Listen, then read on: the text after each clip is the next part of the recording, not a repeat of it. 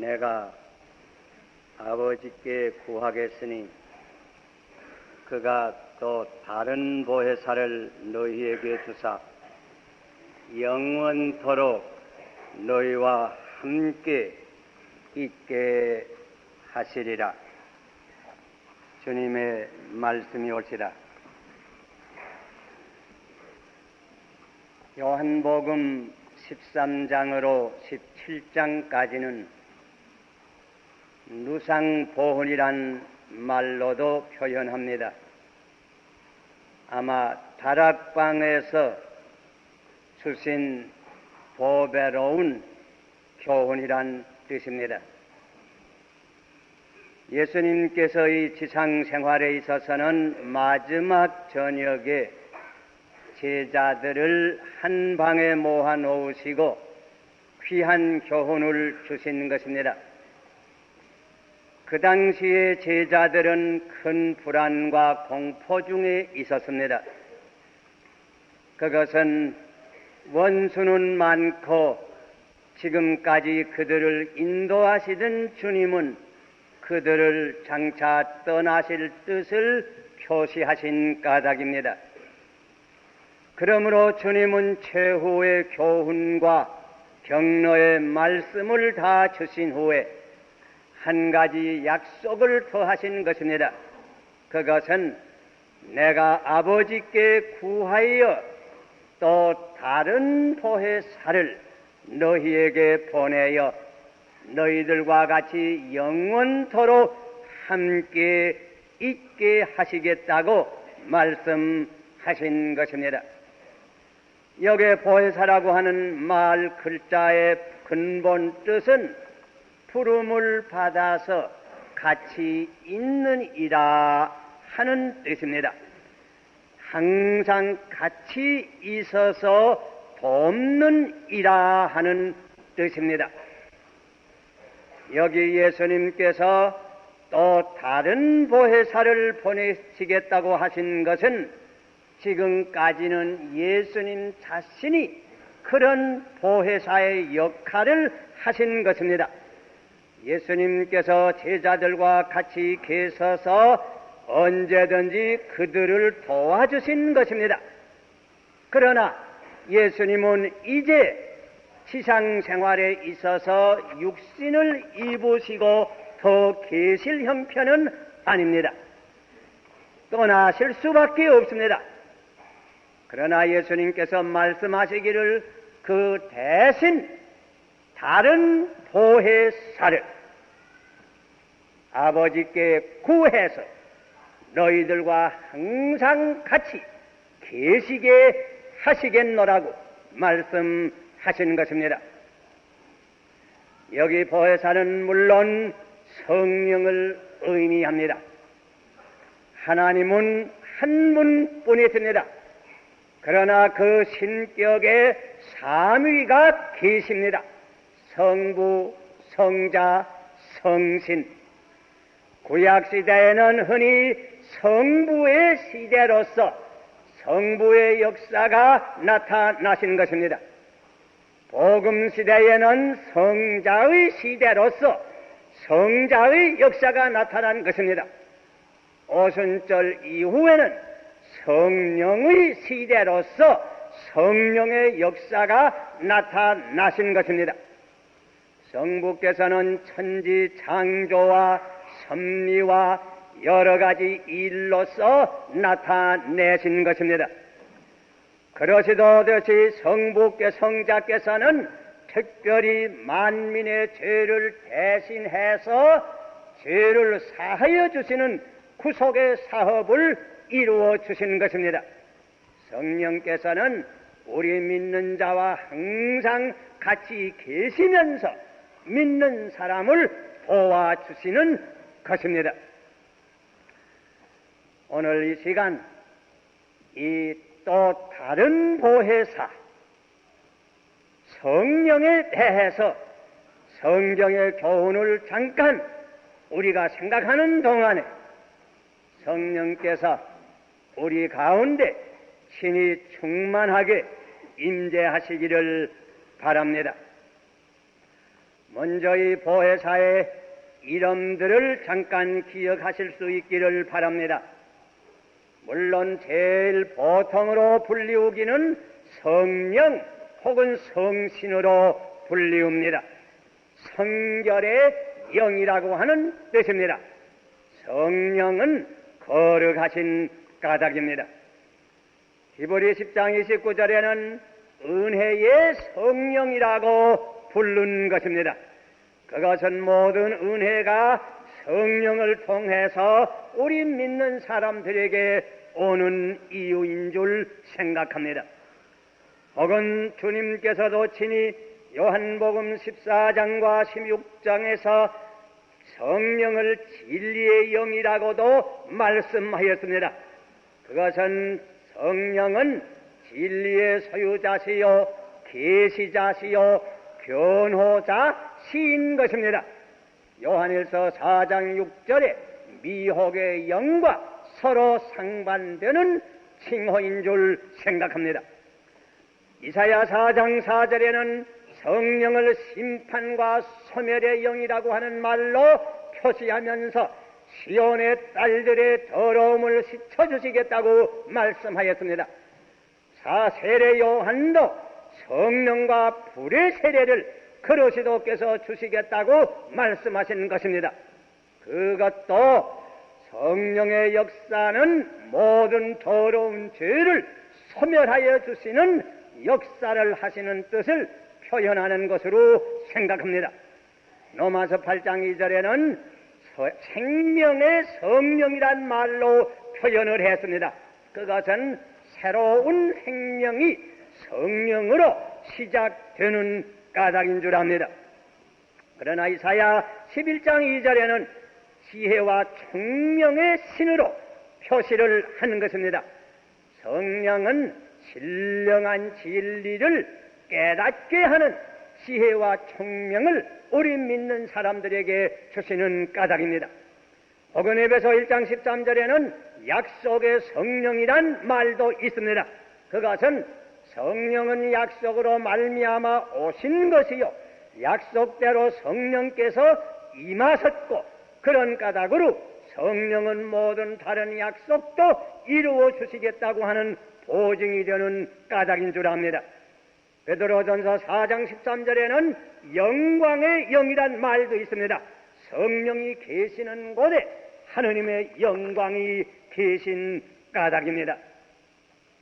그리고 우리가 성경을 보면 성령은 하나님의 영이라고 고린도전서 3장 16절에 그러나 로마서 8장 9절에는 성령은 또한 그리스도의 영이라고 성령은 하나님의 영이요 또한 그리스도의 영인 것입니다. 이런 모든 그 이름들은 성령이 어떠하신 분이라고 하는 것을 우리에게 말씀하여 주시는 것입니다. 이 보혜사 성령에 대하여 좀 더 깨닫기 위해서 성경에 나타난 성령의 여러 가지 상징들도 기억하여 볼 필요가 있는 줄 생각합니다. 예수님께서 한 번 말씀하시기를 무릇 목마른 자는 내게로 와서 마시라. 나를 믿는 자는 그 속에 생명의 강이 흘려서 영원토록 솟아나리라고 말씀했습니다. 거기 생명의 강, 곧 물은 성령을 의미하는 것입니다. 물은 생명을 의미합니다. 물은 새롭게 함을 의미합니다. 물은 풍부하고 자유를 의미합니다. 이와 같이 성령께서 우리 마음속에 임재하실 때에 새로운 생명이 일어나고 생명이 새로워지고 풍부하여지며 또한 자유로워진다고 하는 의미가 내포된 줄 생각합니다. 그러나 여러분 아시는 바와 같이 오순절에 보면 성령께서 불의 상징으로 나타났습니다. 불 같은 혀가 갈라진 가운데서 나타난 것입니다. 여러분 잘 아십니다. 불은 뜨겁습니다. 불은 태워서 깨끗게 만듭니다. 푸른 광명을 의미합니다. 성령께서 우리 심령에 하강하실 때에 우리의 마음은 뜨거워집니다. 열심이 생깁니다. 우리의 마음은 깨끗하여집니다. 죄악이 소멸됩니다. 우리의 마음 속에는 영원한 빛이 비치게 되는 것입니다. 그러나 여러분 아신 바와 같이 어떤 때에는 또한 바람이 바람으로 나타나시는 것입니다. 급한 바람이 역시 한 상징으로 나타나게 된 것입니다. 바람은 보이지 아니하나 어디나 운동을 일으킵니다. 성령의 역사가 이러합니다. 보이지 아니하나 신비한 운동이 어디서나 움직이는 것입니다.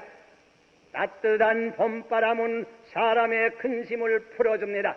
그러나 급한 바람은 나무라도 넘어뜨리고 큰 물결의 파도를 일으키고야 마는 것입니다. 이와 같이 성령의 역사는 우리의 근심을 풀어도 주지만은 또한 모든 악의 세력을 소멸하는 큰 운동을 오순절 때와 같이 일으키기도 하는 것입니다. 또 어떤 때에는 성령의 상징이 기름으로서 표현이 되겠습니다. 기름은 상처에 발라서 상처를 회복시킵니다. 향기로운 기름이 방 안에 있을 때에는 향기가 그 방 안을 채우는 것입니다. 역시 또한 기름은 불을 켜는 것입니다. 이런 모든 의미가 있는 줄 생각합니다. 성령은 우리의 상처, 마음, 슬픈 마음을 위로하여 줍니다. 성령은 온 우리의 마음을 그릇이도 향기로 채워줍니다. 성령은 우리의 마음을 언제나 진리의 빛으로 비춰여 주는 것입니다. 그러나 여러분 아신 바와 같이 예수님께서 세례를 받을 때에는 성령께서 비둘기 모양으로 그 위에 임재하셨다고 하였습니다. 비둘기는 모든 날짐승 가운데 순결과 온유와 평화의 상징이 되는 것입니다. 이와 같이 성령께서 우리 심령 위에 임재하실 때에 우리의 심령은 순결하여지고 부드러워지고 평화로 가득하여지는 것입니다. 이런 모든 상징들이 성령의 신분과 그 성품과 하시는 일을 우리에게 여러 가지 모양으로 가르쳐 주는 것입니다. 그러면 이 보혜사 성령의 하시는 일을 구체적으로 생각하면 몇 가지가 있습니다. 간단하게 우리가 네 가지를 추려서 기억할 수 있습니다. 첫째는 중생은 온전히 성령의 역사올시다. 우리가 죄를 회개하고 예수를 믿어서 온전히 새로 거듭나는 것은 내가 스스로 하는 것이 아니고 실상은 그 배후에 성령의 역사가 있는 까닭입니다. 그러므로 성경에 보면 성령의 감화가 아니면 예수를 주라고 부를 자가 없다고 하였습니다. 그러므로 예수님께서는 물과 성령으로 거듭나지 아니하면 하나님 나라에 들어갈 자가 없다고 말씀하시는 것입니다. 살리는 것은 영이라고 성경은 우리에게 말씀하여 줍니다. 내가 과연 예수를 내 구주로 믿습니까? 내가 과연 내 죄를 회개하였습니까? 내가 과연 새로 거듭남을 입었습니까? 그러면 이것은 온전히 성령의 역사인 것입니다. 이런 의미에서 믿는 이들은 누구든지 이미 성령을 받은 것입니다. 둘째로 하는 일이 있습니다. 그것은 성령은 우리의 마음과 생활을 점점 거룩하게 깨끗하게 성화의 역할을 하시는 것입니다. 거듭난 어린 생명이 점점 장성해서 고귀한 그리스도의 품격에까지 이르게 하는 것도 역시 성령께서 우리와 같이 마음속에 계셔서 성령의 하시는 일입니다. 그러므로서 갈라디아 5장에 볼 것이면 성령의 열매, 가령 사랑, 기쁨, 화평, 인내, 자비, 양선, 충성, 온유와 절제와 같은 모든 그 고귀한 품격이 우리 믿는 사람의 마음과 성품에서 점점 이루어지는 것은 오로지 성령의 역사인 것을 우리가 기억해야 되는 것입니다. 그리고 셋째로는 성령은 지도의 역할을 하십니다. 예수님께서도 말씀하시기를 그가 너희를 모든 진리 가운데로 인도하시리라고 하셨습니다. 그가 너희에게 모든 것을 가르치시리라고 말씀했습니다. 과연 꼭 이대로 하셨습니다. 예수님께서 여러 가지 진리를 제자들에게 다 가르쳐 주셨지만은 예수님 살아실 때는 가르쳐 줄 수 없는 진리들이 많았습니다. 가령 십자가에 대한 진리, 믿음으로써 의롭다 함을 얻는 기독교의 중심적인 진리, 그러세도 안에서 믿는 사람이 자유를 얻는 진리, 그 밖에 말세에 관한 여러 가지 진리는 성령께서 사도 바울에게, 사도 베드로에게, 사도 요한에게, 그 밖에 여러 성도들에게 신이 가르쳐 주신 것입니다. 그뿐만 아닙니다. 성령께서는 그들의 일상생활을 지도하셨습니다. 여러분 잘 기억하십니다. 사도행전을 읽는 여러분 잘 아십니다. 어떻게 빌립이 성령의 지도를 받아서 가사로 가는 길로 가다가 구수내시를 만나서 그에게 복음을 전파한 유명한 이 얘기 여러분 다 기억하십니다. 혹은 어떻게 베드로가 성령의 지도를 받아서 이방사람 백부장인 고넬로의 집에 가서 복음을 전파하게 된 이 얘기를 우리가 사도행전 10장에서 다 읽고 압니다. 어떻게 수리아 안디옥의 교회가 특별히 그 가운데 바나바와 바울을 안수해서 특별히 목사로 세워서 온 세계에 복음을 전파하려 선교사로 내보낸 것도 성령의 지도 가운데서 되었다고 하는 것을 우리는 잘 압니다. 그들은 때는 성령께서 그들의 가는 길을 막기도 했습니다. 바울과 실라가 애써서 아시아 지방에서 전도하려고 했지만은 성령께서 허락지 않으셨다고 그랬습니다.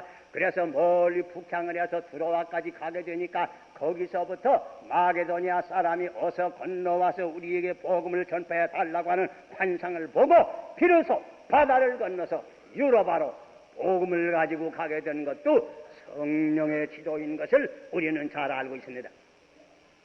이것은 옛날 사도의 생활들만 그런 것이 아니었습니다. 역사를 통해서 참된 성도들의 생활이 다 그리했습니다. 역사를 통해서 또한 하나님의 참된 교회를 성령께서 이와 같이 지도하여 주시는 것입니다. 그리고 한 가지 더 하십니다.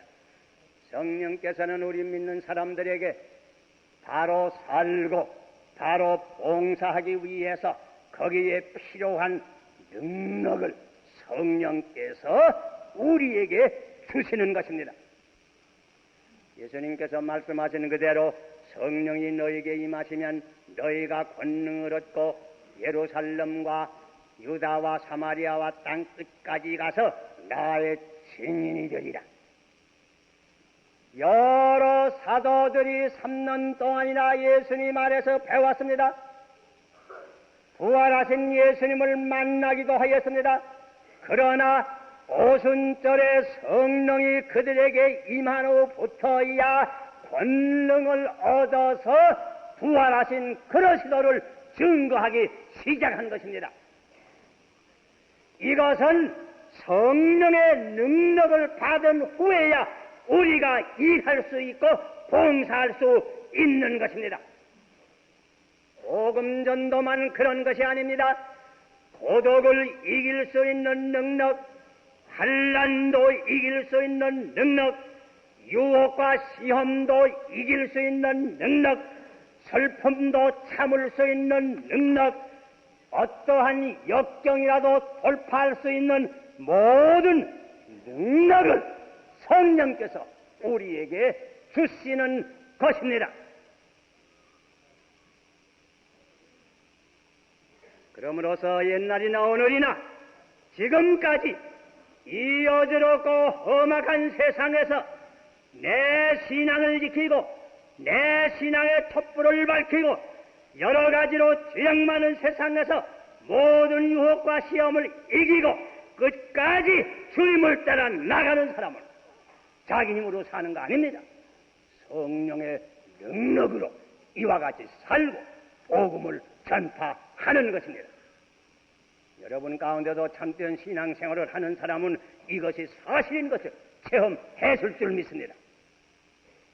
여러분, 이렇게 생각할 때에 성령이 얼마나 감사합니까? 참 밤낮 불러서 찬송을 드려도 오직 아쉬운 마음뿐일 것입니다. 그런데 여러분, 사실 우리가 언제나 우리와 같이 계셔서 우리를 도와주시는 성령에 대하여 이러한 감사한 마음으로 항상 찬송하며 성령과 함께 협동합니까? 혹은 그 반대로 성령께서는 우리를 도와주시기 위하여 애쓰지만은 우리는 성령의 소욕을 거스려서 나의 아직과 욕심을 따라가는 때는 없습니까? 그러므로 여러분, 성경에 볼 것이면 우리 믿는 사람들에게 성령에 대하여 몇 가지 경고가 있습니다. 첫째가 뭔지 압니까? 성령을 근심하게 하지 말라고. 어떤 젊은 자녀들은 자기들을 사랑해서 모든 것을 해주는 부모의 마음을 근심케 하는 자녀들이 들어 있습니다. 마찬가지로 우리의 영혼을 구원하시기 위해서 우리 마음속에 같이 계셔서 항상 도와주시기를 애쓰는 성령을 근심하게 하는 사람 들어 있을까 부러워하는 것입니다. 우리 가운데는 없습니까? 성령의 감화를 거스리는 사람은 없습니까? 또 보세요. 성령을 새기지 말라고 경고했습니다.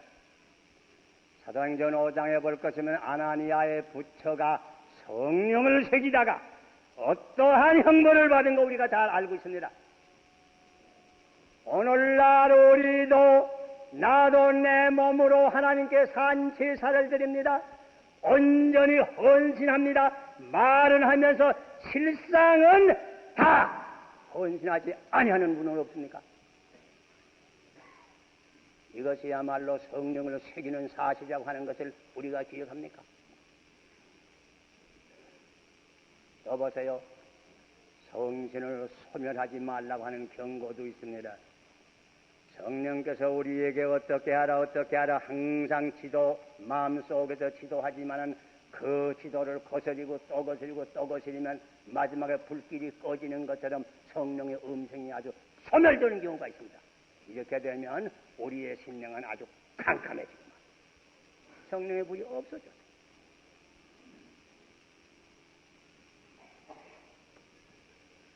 예수님께서는 모든 죄를 다 사함을 받을 수 있지만은 성령을 회방하는 죄는 사함을 받을 수 없다고 말씀합니다.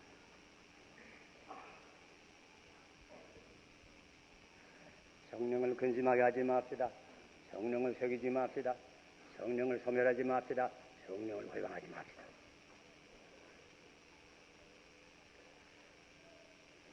에베소 5장 18절에 너희는 성령의 충만함을 받으라고 권했습니다. 갈라디아 5장에는 성령 안에서 살라고 권면했습니다. 성령을 쫓아서 걸어가라고 행하라고 권면했습니다. 우리가 다 성령으로 말미암아 거듭나고 신앙생활을 하는 것이 사실이지만은 성령을 충만히 못 받을 수 있습니다.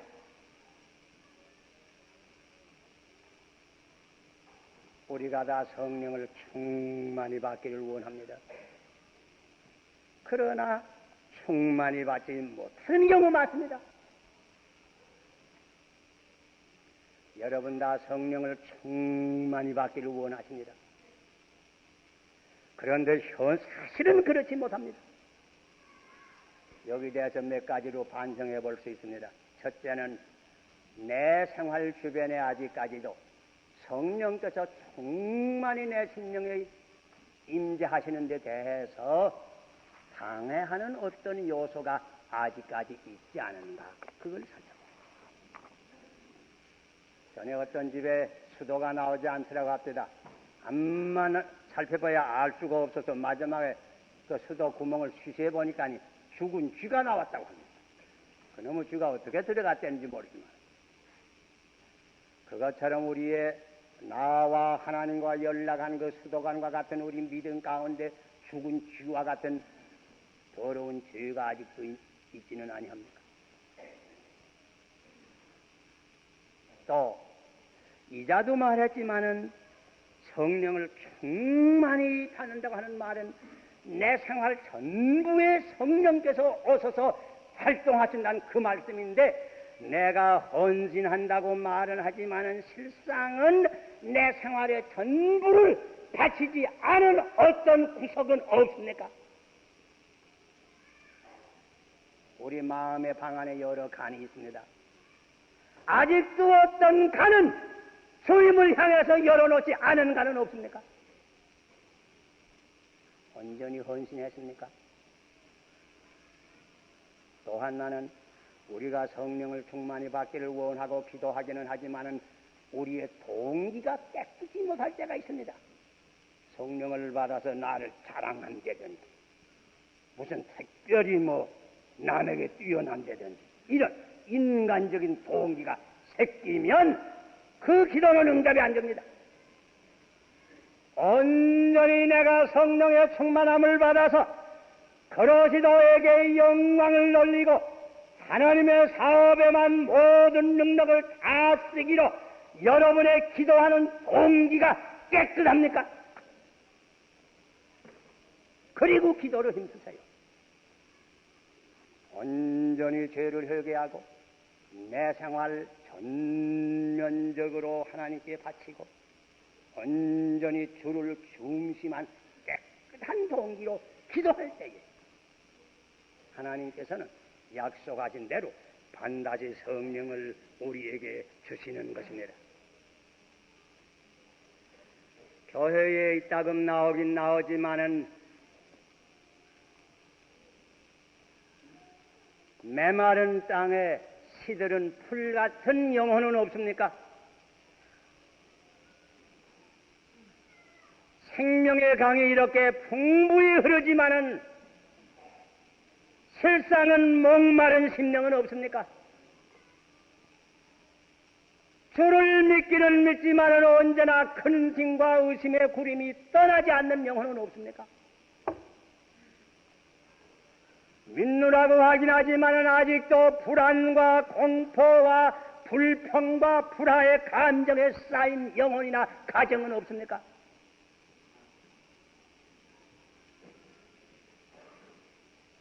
이 오순절 주일에 온전히 여러분의 마음 문을 다 열어놓으시고 성령을 충만히 받으시기를 바랍니다. 너희가 갈지라도 너희 자녀에게 좋은 것을 줄 줄 알거든 하물며 하늘에 계신 너희 아버지께서 너희가 구할 때에 성령을 주시지 않겠느냐고 예수님이 말씀했습니다. 주십니다.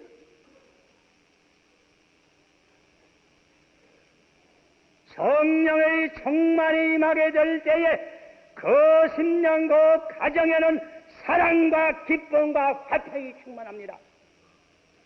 성령이 충만히 임한 오순절 교회를 돌아다 보세요. 사랑이 충만하고 기쁨이 충만하고 화평이 충만하고 봉사의 열이 충만하고 전도의 열이 충만했습니다. 이 초순절 주일에 내 자신과 내 가정과 내 교회와 우리 온 한국 교회, 세계 교회가 성령의 충만한 이 은사를 받아야겠습니다. 믿음으로 구하는 자에게 반드시 주십니다. 기도하십니다.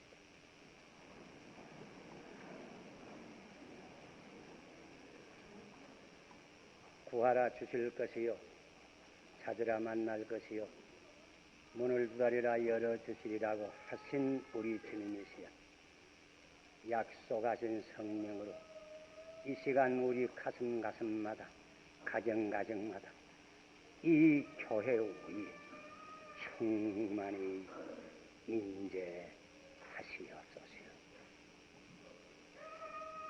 성령의 역사를 막는 무엇이 있으면 이 시간 온전히 회개할 수 있게 하여 주시옵소서. 온전한 헌신이 먼저 있게 하여 주시옵소서.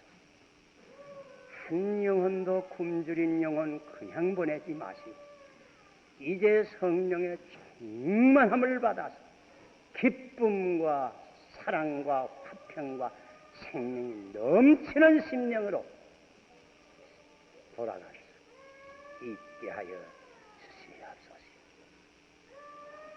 예수님 이름으로 기도하옵나이다.